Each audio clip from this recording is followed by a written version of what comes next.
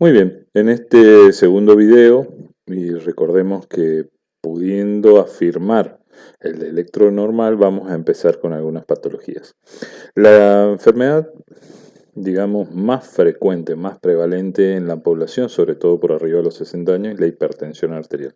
Y el electrocardiograma es un método complementario útil para poder hacer el diagnóstico, aunque no tan preciso.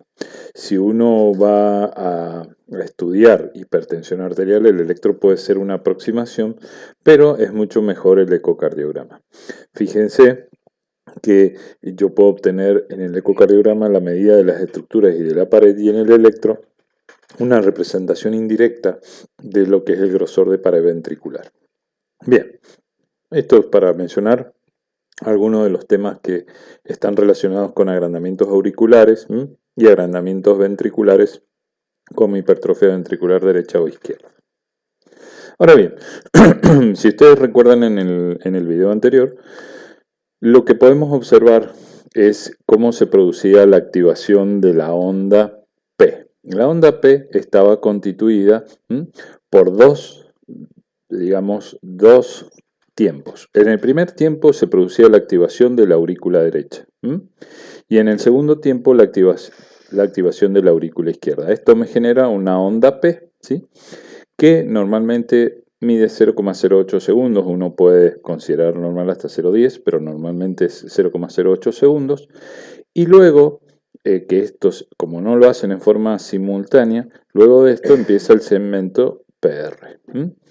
La onda de repolarización es opuesta, lo habíamos dicho, a la onda P, porque toda la pared, ¿sí?, generalmente se despolariza como tipo onda distinta a la ventricular, y la repolarización genera una onda P que lógicamente tiene una onda T auricular opuesta, pero que generalmente no es visible.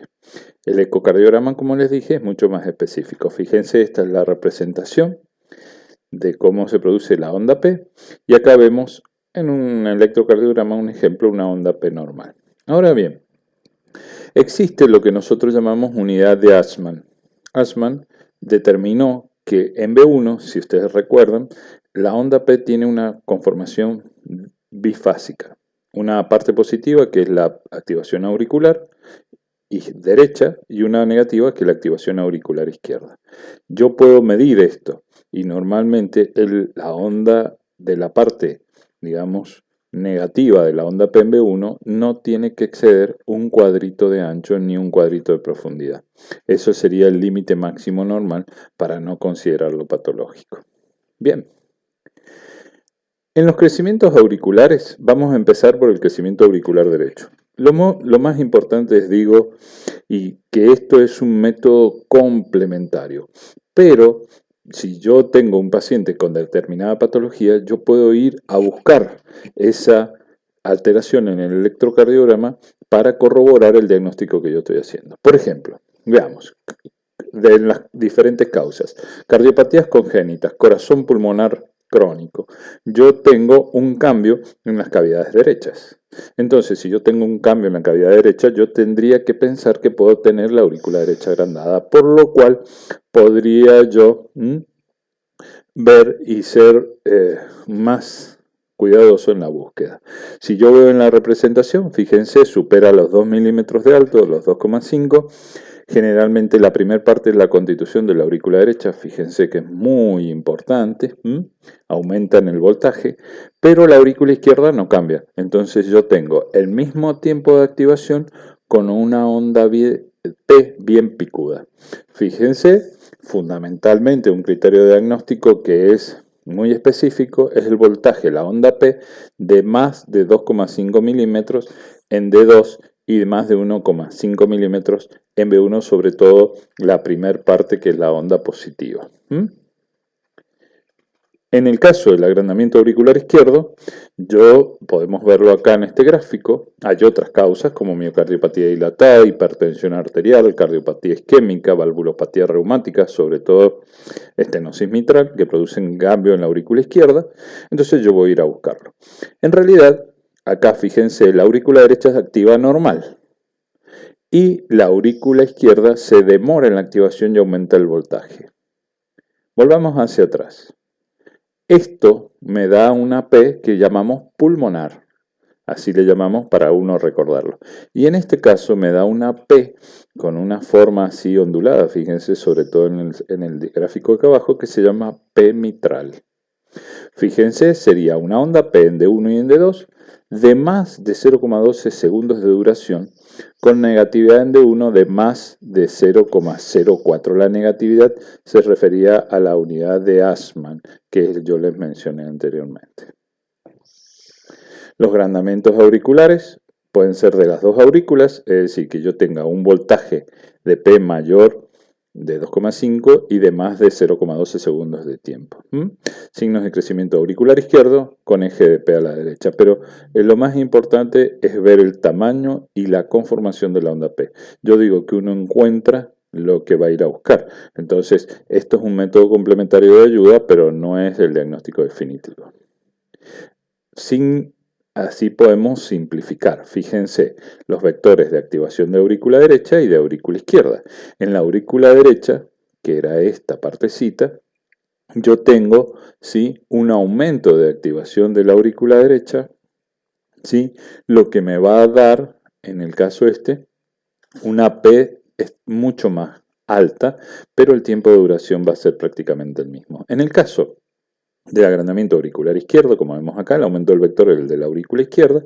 Yo tengo la onda P desde el punto de vista de la aurícula derecha normal y el de la aurícula izquierda agrandado, lo cual me da una onda P así de más duración y de no tanto voltaje. Entonces, esta sería el agrandamiento auricular derecho, la P pulmonar, y el de agrandamiento de la aurícula izquierda, a P mitral, asociado a que lo que más produce estos cambios es el cambio en la válvula mitral como la estenosis.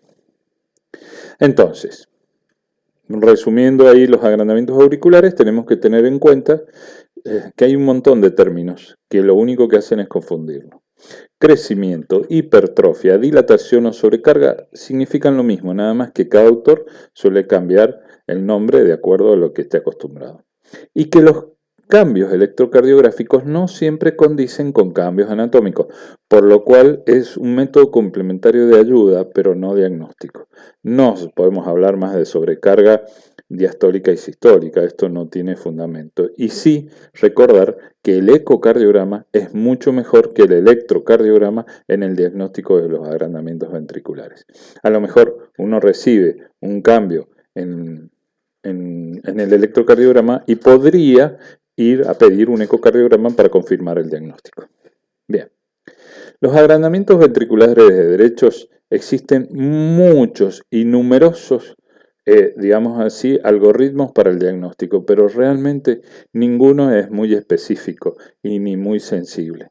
Fíjense, para agrandamientos ventriculares derechos, yo tengo especificidad cuando aparecen estos signos, pero la sensibilidad es muy baja, es decir, que prácticamente no me sirven, por lo cual es poco ayuda saberse todos estos datos. Pero para agrandamiento ventricular izquierdo o crecimiento ventricular izquierdo, nosotros usamos lo que nosotros llamamos criterios de Ron-Gillespie. Si bien existían algunos con mayor sensibilidad y especificidad, fíjense que Ron-Gillespie, a pesar de ver la R en D1, la S en D3, es decir, esto se refiere a la R en ABL mayor de 7,5 milímetros, todos estos datos, en realidad fíjense que si bien tienen especificidad, tienen poca sensibilidad, refiriéndonos a sensibilidad como la capacidad de detectar los enfermos y especificidad la capacidad de descartar los sanos. Pero fíjense que Ron-Gillespie es el que más sensibilidad y especificidad arroja en relación a los demás. Entonces, acá están descritos, ahora vamos a pasar a describirlos cada punto, que este sí es muy importante que ustedes sepan, porque les va a permitir obtener un electrocardiograma de registro. Entonces, en los criterios de Ron-Gillespie, para hipertrofia ventricular tenemos estos 6 puntos, ¿sí? Acá hay un error, pero bueno, estos 6 puntos que incluyen criterios de voltaje, criterios de sobrecarga, criterios de agrandamiento auricular izquierdo, eje, duración y tiempo de deflexión intrínsecoide. Yo ahora les voy a pasar a describir. Los criterios de voltaje serían la onda ROS en una derivación de los miembros que se refiere a las del plano frontal de 1, de 2, de 3, ABR y ABL y ABF mayor de 30 milímetros. La S, que era en B1, que era negativa, mayor de 30 milímetros, o la R en B5 o B6, mayor de 30 milímetros. Los criterios de sobrecarga sistólica de ventrículo izquierdo: si el paciente está recibiendo digital, se reduce el puntaje, y si no está recibiendo digital, son 3 puntos. En esto, 3 puntos y 3 puntos. Criterios de agrandamiento auricular izquierda, que ya lo hemos visto, 3 puntos. Eje desviado a la izquierda, 2 puntos. Duración del QRS. Recuerden que el QRS significa la activación de la pared ventricular. Si la pared ventricular es más gruesa, va a demorar más de lo normal, que era 0,08 segundos. Entonces, si yo tengo más de 0,09 segundos, un punto más. Y el tiempo de deflexión intrínsecoide se refiere al tiempo de activación de la pared ventricular. Esto sería desde el comienzo de la onda, que eso ya lo vamos a ver, del QRS, al punto más alto del QRS. Eso sería la deflexión intrínsecoide, lo cual nos daría un punto más. Fíjense, de todos modos, que acá lo dice: hay crecimiento ventricular izquierdo si se obtienen 5 puntos o más. Y el crecimiento ventricular izquierdo es posible o probable si la puntuación es de 4. ¿Nosotros qué decimos? Hipertrofia ventricular izquierda, 5 puntos. Sobrecarga ventricular izquierda, menos de 4 puntos. Y si no hay nada, lógicamente, electrocardiograma normal. Esto, los criterios de hipertrofia ventricular izquierda a través de los años. Fíjense, hay un montón de criterios que se han utilizado, y Ron Gillespie en realidad son los más. Esto es para ventrículo derecho. Ron Gillespie son los más utilizados. En ventrículo derecho, en realidad, uno de los criterios usados es el criterio de Oran-Flowers para crecimiento ventricular derecho, pero realmente fíjense que vamos a tener un montón de datos que son imposibles de saber. Son bastante difíciles, los cocientes de RS inverso, QRS en B1, por lo cual, si ustedes tienen una sospecha y tienen un agrandamiento ventricular, auricular derecho, vayamos a pedir un ecocardiograma y no estemos buscando en este punto donde realmente va a ser muy difícil de interpretar. Piensen que esto se utilizaba inicialmente cuando no existía el ecocardiograma, que se hizo extensivo allá ya por la década del 80. Posteriormente, lógicamente, cada vez más sensibilidad en el ecocardiograma, y hemos tenido para ello resonadores de alto campo, tomografías de alta definición, multicorte, lo cual nos permite obtener tamaños ventriculares mucho más específicos y no perdernos en esta maraña de definiciones. Fíjense, hay que recordar que en pediatría yo tengo cambios asociados a la edad y tener en cuenta. Para recomendación, en la interpretación electrocardiográfica debe usarse solo criterios validados. En este caso yo les recomiendo, y es pregunta de examen, Ron Gillespie, hay que saberlo, ¿sí? No existe un único criterio diagnóstico que pueda ser recomendado en comparación con los demás. Los sistemas informáticos deben utilizar los criterios que apoyan pruebas validadas, lógicamente. Interpretaciones deben especificar los criterios de diagnóstico que se utilizaron y si fueron anormales. Fíjense, los criterios deben estar ajustados por factores conocidos que alteran la exactitud, incluyendo género, raza, hábito corporal. Los términos sistólico y diastólico no deben ser utilizados en las descripciones relacionadas con hipertrofia ventricular. Yo puedo hablar de, lógicamente, sobrecarga o hipertrofia, pero no puedo usar de sistólico o diastólico. Los términos probable, posible, cuidado, porque hay que utilizarlos con precaución, o en todo caso, en el tema que uno utilice como diagnóstico, recomendar hacer un ecocardiograma.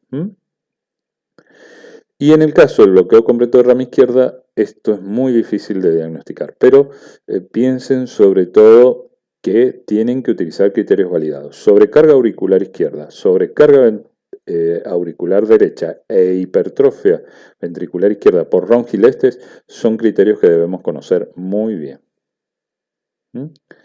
Entonces, fíjense, estos son datos más. Lógico que yo puedo combinarlos, los de derecha con el de izquierda, y lógicamente después vamos a ver un taller práctico para poder definir el cuadro. Fíjense, yo les muestro a modo de ejemplo un agrandamiento de aurícula derecha, se ve muy bien, ya lo vamos a ver. Esto es lo que se refiere con ST en bayoneta de la variación sistólica con o sin digital. Este paciente no recibe digital y fíjense como yo tengo un cambio del ST, ¿sí? Muy marcado, con un descenso que ya vamos a ver que no es isquémico, sino que esto se produce un descenso en bayoneta como una rama descendente lenta y una ascendente rápida, un QRS bien grande y este descenso sin digital tiene 3 puntos para el diagnóstico de agrandamiento ventricular izquierdo. Muy bien. Esta es la parte importante para resumir. Agrandamiento auricular izquierdo, auricular derecho y ron Gillespie para el criterio de sobrecarga o hipertrofia ventricular izquierda al alcanzar los 5 puntos de acuerdo al puntaje. Es muy importante para no olvidar.